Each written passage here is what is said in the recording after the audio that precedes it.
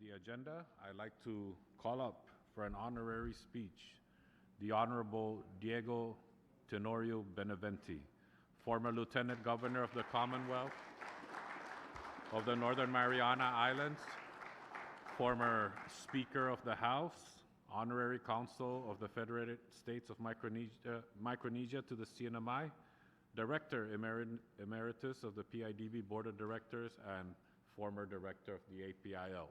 Fisherman, golfer, all of the above. Ladies and gentlemen, the Honorable Diego T. Benavente. Thank you, Mr. President, Speaker Member Gomez. Good morning. I want to begin in the traditional APIL greetings that I remembered when I served on the APIL Board of Directors before making my official statement. Ali, Mogithin, Rananim, Kasilelia, Lenwo, Yakwe, Maori, and Hafaday Tiro to our family and friends from Guam and from here in the CNMI. Mr. President and members of the Board of Directors of the Association of Pacific Islands Legislature, APIL members, distinguished guests, and friends. It is truly a privilege to gather once again beneath the banner of this association.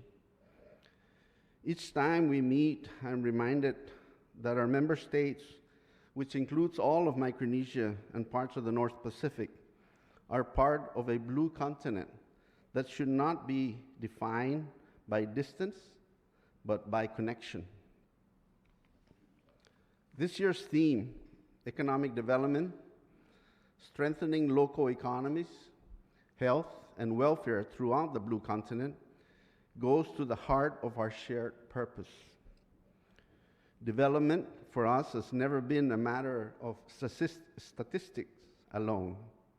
It is about families having work that sustains them, young people seeing a future at home, and communities secure in the islands and waters they call home.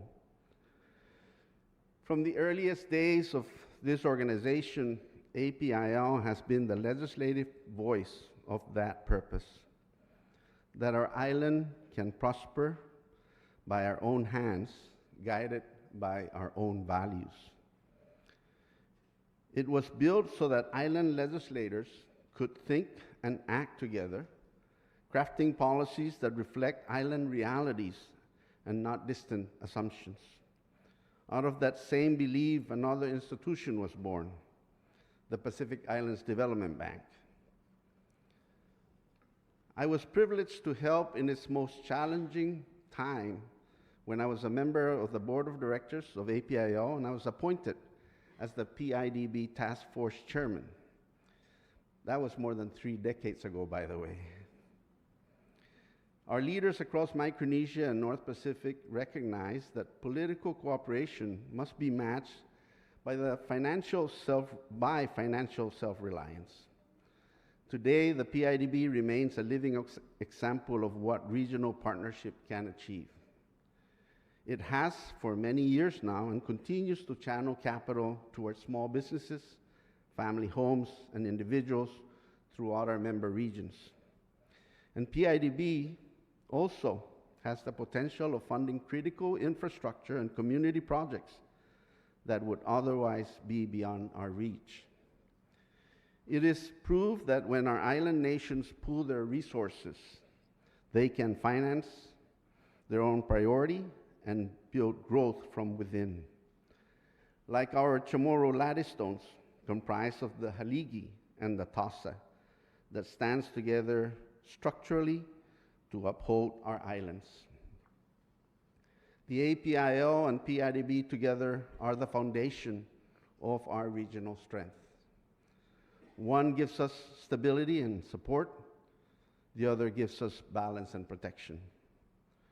Together, they represent the endurance and unity of our people, political solidarity, and economic independence. One gives us the means to speak with a common voice. The other gives us the tools to turn that voice into tangible progress. My friends, we meet at a time of genuine hardship across our islands. Governments are facing shrinking revenues, rising costs, and difficult choices. The reasons and causes of these hardships may be complex, and they may not all be the same, but their impact is the same.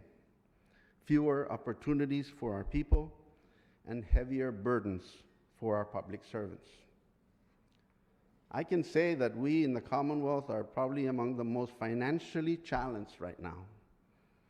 We do not have the benefit of the fisheries revenues that are enjoyed by RMI and the FSM states, or the natural beauty of Palau that brings so many visitors from all over the world. We do not have the financial benefit that comes with heavy military presence and the build-ups like on Guam, for example.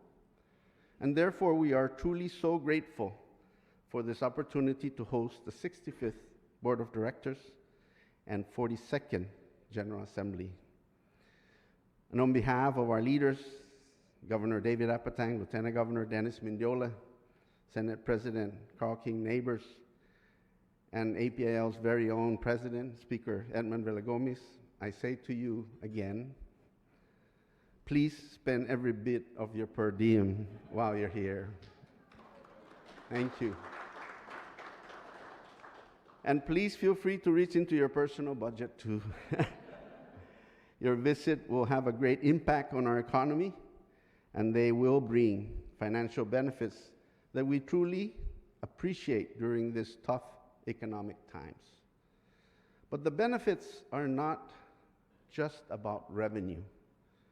On a personal note, I attribute much of my success here in the CNMI as Lieutenant Governor and as a legislator in the CNMI House of Representatives to the lessons I learned from wise leaders that I met throughout the region, all through APIL. As a participant, they taught me so much that I carried home and applied it here. And through my experience with other regional organizations, such as the PIDB, the Micronesian Conservation Trust, I learned the benefits of regional thinking versus individual island thinking. When we act together as a region, our capacity to solve problems and sustain ourselves grows far beyond what any one island could do alone. Over the years here in the CNMI, I encourage elected leaders to attend and participate in the APIL meetings. I've always believed that these meetings would benefit not just the individual as leaders, but also our islands. We can all learn from each other. If we continue to meet and have these discussions, we can then turn them into tangible results. This all brings me to my main point and my respectful ask. If I may make one last appeal as a former member of this honorable body. If we are to not just mitigate, but truly and meaningfully overcome this financial crisis through economic development, if we are to strengthen our respective local economies, improve health and welfare throughout the Blue Continent, it will require every one of us working together, everyone who can make a difference, whether in government, business, or community life. Recovery cannot come from competition or blame. It must come from the TASA of cooperation and the Haligi of shared values. That is my ask to you today. Let us bring APIL and PIDB closer together again so that our legislative goals and financial tools move in the same direction. And above all, let's make sure that we plan, that every plan we agree on is backed by the means to make it real. At the same time, I ask that we as leaders look beyond personalities and politics. Institutions like APIL and PIDB endure only when each generation treats them as sacred trusts, bigger than any one of us. We must cultivate the next wave of island legislators, economists, and administrators who will carry this work forward long after our terms have ended. And finally, let us remind the world and ourselves that our member states across Micronesia and the North Pacific,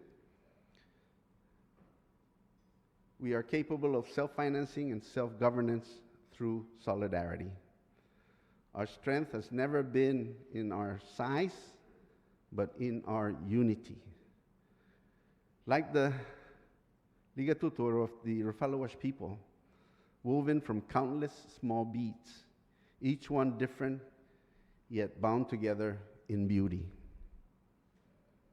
Our islands too are strongest when united in purpose. When we share knowledge, align resources, and act with integrity, we prove that our island nations can manage their own development and protect their own destiny. My friends, these islands represented by APIL have given me a lifetime of purpose. Whatever title I have held, the greatest honor I have had has been to serve among the members of APIL, and I say that with all sincerity. As a matter of fact, during my years in the CNMI legislature, one of my biggest worries during each election year was not that I would lose my seat in the House of Representatives. It was that I would not have the opportunity to continue to participate in APIL meetings, and this is honestly very true. That's how much I enjoy meeting with friends, visiting the islands. The challenges before us are serious, but not insurmountable. If we continue to work as one blue continent, one family, there is no challenge we cannot overcome. Thank you, Mr. President. Thank you, members of the board. May God bless our islands and the enduring spirit of cooperation that unites us across Micronesia and the North Pacific. Thank you, and Sizu Smasi.